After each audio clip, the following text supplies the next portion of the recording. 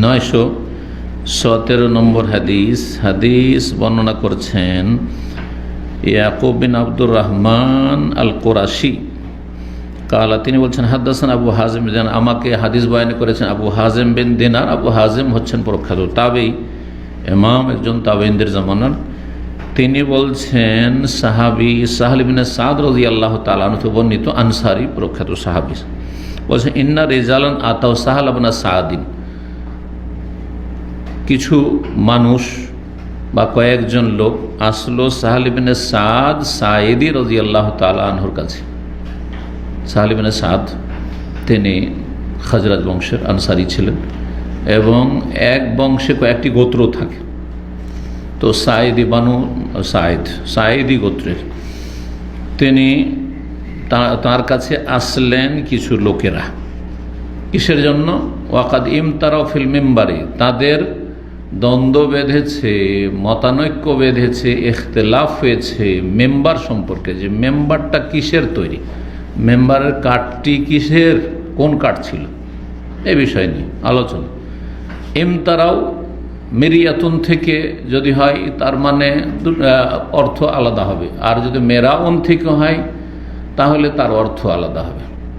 কাছাকাছি শব্দ, কিন্তু দেখেন অর্থে পার্থক্য রয়েছে।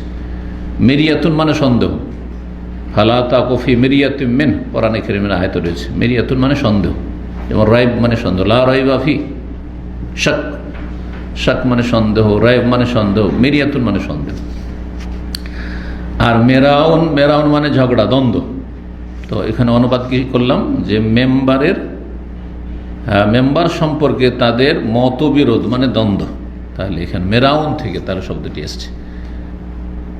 দ্বিতীয় অর্থটিও করা যেতে পারে, তারা সন্দিহান, কিছু লোকেরা নবী সাল্লাল্লাহু আলাইহি ওয়াসাল্লাম মেম্বার সম্পর্কে সন্দিহান, যে সেটা কোন কাঠের তৈরি, কোন কাঠের তৈরি। যদিও বিষয়টি কোনো গুরুত্বপূর্ণ না, যেই কোন কাঠের হোক না কেন, কিন্তু তারপরেও তো আমরা নিজের ফার্নিচার সম্পর্কে তো অনেকে জিজ্ঞাসাবাদ করি না?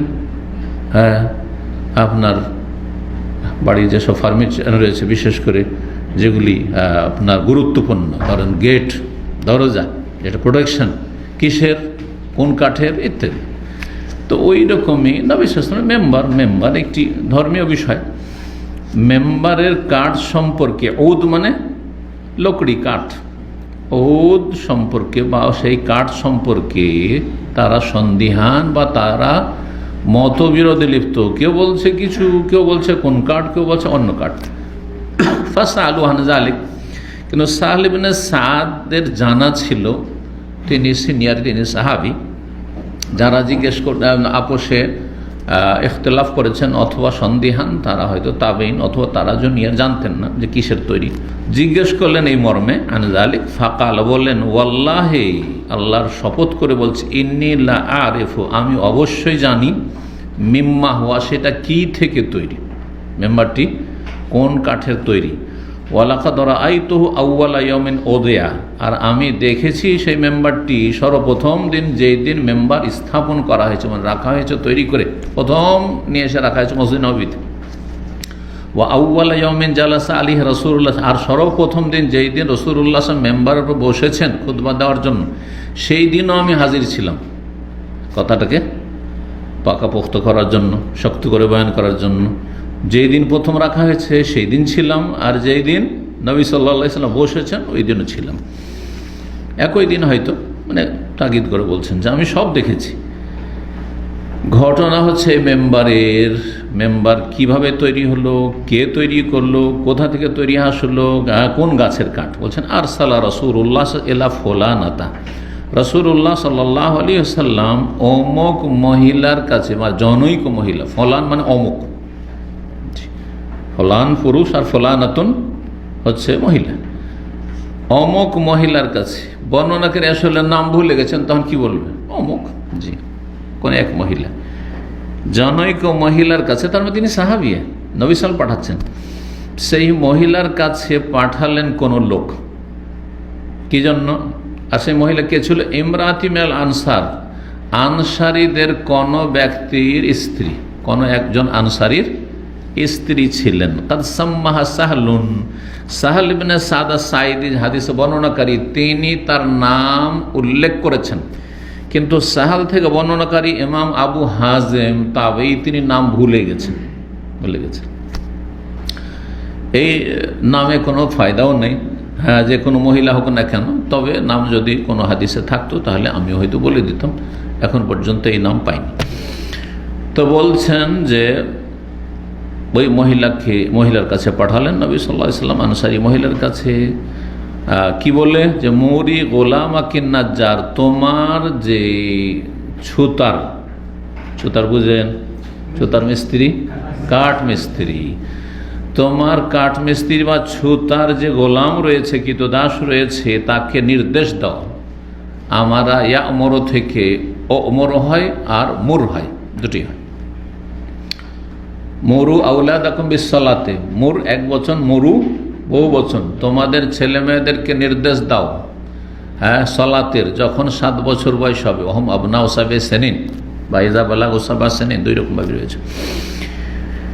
তো ও অমর আহলাকা বিসসালাতে, ও অমর আহলাকা, ও অমরও এসছে কোরআনে কারিমে, আর মোর শব্দ দুটোই শুদ্ধ, দুইভাবে হয় আরবি গ্রামারে সারফের কায়দায়।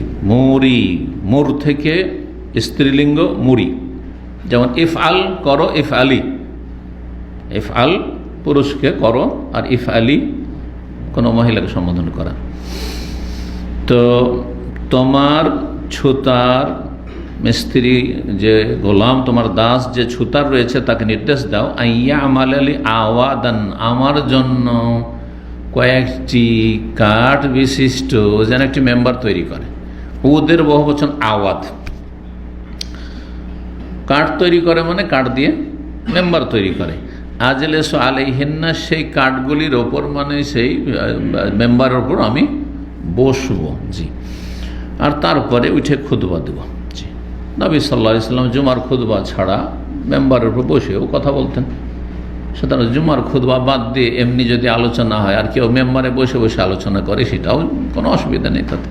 একমাত্র জুমার খুতবার বিষয়টি, আর জুমার খুতবা দাঁড়িয়ে দেওয়া ফরজ, শর্ত না সুন্নাত, ইনশাআল্লাহ তাআলা আসছে অধ্যায়, তখন ইনশাআল্লাহ বিষয়টি আলোচনা করছে বিস্তারিত। দুটো মত রয়েছে এই ক্ষেত্রে, ইখতিলাফ রয়েছে মাসলায় সুন্নাত আর শর্ত ফরজ নিয়ে। তো বলছেন যে নবী সাল্লাল্লাহু আলাইহি ওয়াসাল্লাম নির্দেশ দিলেন তাকে যে বানিয়ে নিয়ে আসা, তো বসবো। এজা কাল্লাম তো নাস, যখন জনগণের সাথে আমি কথা বলবো, মানে জনগণের সামনে আমি কোনো কথা বলবো, বক্তব্য করব, আলোচনা করব, তখন বসবো। সেই জন্য ফামারাথু, সেই মহিলা নির্দেশ দিলেন সেই গোলামকে, যে ছুতার ছিল, ফামেলা, সেটাকে তৈরি করলো, মিন তারাফাইল গাবা, গাবা নাম, গাবা মানে এমনি জঙ্গল হয়, গাবা মানে হচ্ছে জঙ্গল, অরণ্য। আর গাবা একটি এলাকার নাম পড়ে গেছিল, যে এলাকা মদিনার পাশে জঙ্গল ছিল, সেটা হচ্ছে মদিনার পশ্চিম দিকে, পশ্চিম দিকের আওয়ালি। এর আগে আওয়ালির আলোচনা যখন এসেছে, আওয়ালি মানে মদিনার চারপাশে যে বিচ্ছিন্ন এলাকা ছড়িয়ে ছিটিয়ে, মদিনা শহর থেকে চারপাশে যে ছড়িয়ে ছিটিয়ে এলাকা রয়েছে, এগুলোকে বলা হয় কি আনাজ কানাচে, কথা যেমন শহরের আনাজ কানাচে বলি না, তো এগুলো হচ্ছে আওয়ালি, আলিয়াতনের বহু বচন। তো আওয়ালি চারিদিকে আছে, মদিনার চারপাশেই বিক্ষিপ্ত এলাকা আছে, ছড়িয়ে ছিটিয়ে এলাকা আছে। তার মধ্যে পশ্চিম দিক, পশ্চিম দিক কোন দিক তাহলে? হ্যাঁ, বাবুসালাম থেকে যখন বেরিয়ে যাবেন কোন দিক হবে? যখন বাবুসালাম থেকে বেরিয়ে যাচ্ছেন তখন কোন দিকে যাচ্ছেন? জিদ্দার দিকে যাচ্ছেন। পশ্চিম না পূর্ব না উত্তর না দক্ষিণ? কোন দিকে মুখ করে নামাজ পড়ছেন যখন আপনি মসজিদ নববীতে নামাজ পড়ছেন? দক্ষিণ দিয়ে মুখ করে। তো দক্ষিণ দিয়ে যদি মুখ হয় তাহলে পশ্চিম কোন দিকে হবে? বাবুসালাম থেকে বেরিয়ে গেলে, বোঝা গেছে? এই জন্য ওই সাইডের কাছের এলাকাকে হাররা গারবিয়া বলা হয়, পশ্চিম হাররা। আর বাকির যে কবরস্থান রয়েছে এই দিকের এলাকা, প্রথম মহল্লা যেটি, সেটিকে হাররা শারকিয়া বলা হয়। আমাদের বাঙালি একজন শেখ সৌদি হয়েছেন রাহিমাহুল্লাহ তাআলা, তিনি মারা গেছেন, তার ছেলেরা আছে। তো শেখ নসরুল্লাহ সাহেব, তো তার বাড়ি খুব যেতাম, তো হারা শারকিয়াতে তার বাড়ি ছিল, এই জন্য খুব হারা শারকিয়া খুব চিনতাম। আর হাররা গারবিয়াতে কিছু লোকেরা ছিল যাদের সাথে এমনি পরিচয় ছিল, তো কখনো তাদের ওখানেও যাওয়া হইতো। হাররা শারকি, হাররা গারবিয়া এই জন্যই ছাত্র হিসাবে হাদিস পড়েছি, জানা আর কৌতূহল যে হাররা শারকি হাররা গারবিয়া মাঝে হচ্ছে কি ওই হাদিসে রয়েছে একজন যে গরিব লোক এক তো রমজান মাসে সহবাস করে নিয়েছে, আবার তারপরে সে কাফারা দিতে পারবে না। তারপরে নবী সাল্লাল্লাহু আলাইহি সাল্লাম যখন কিছুটা এনে দিলেন খেজুর, যে যাও ওইটি কাফারা দিয়ে দাও, কিছুই নেই, যখন গরিব একেবারে সর্বহারা, তো বলছে আমার চাইতে এই দুই হাররার মাঝে কোনো ফকির আছে? আমার চাইতে গরিব মানুষে মদিনায় আপনি খুঁজে পাবেন, তো কাকে আমি দিতে যাব? উদ্দেশ্য হচ্ছে যে আমি তো বেশি মুখাপেক্ষী, নিজের কাফারা নিজেই, নিজের পরিবারকে খাওয়ানোর জন্য। উদ্দেশ্য হচ্ছে ইয়া রাসূলুল্লাহ, আমার ছেলে মেয়ে আমার পরিবার এত ক্ষুধার্ত, এইরকম ক্ষুধার্ত আর এত অভাবী ফ্যামিলি মদিনায় কেউ নেই, একটিও পাওয়া যাবে না। ওইখানে লাবাতাইল মদিনা মানে হাররাতাইল মদিনা, মদিনা দুই হাররার কথা রয়েছে। তো যাই হোক,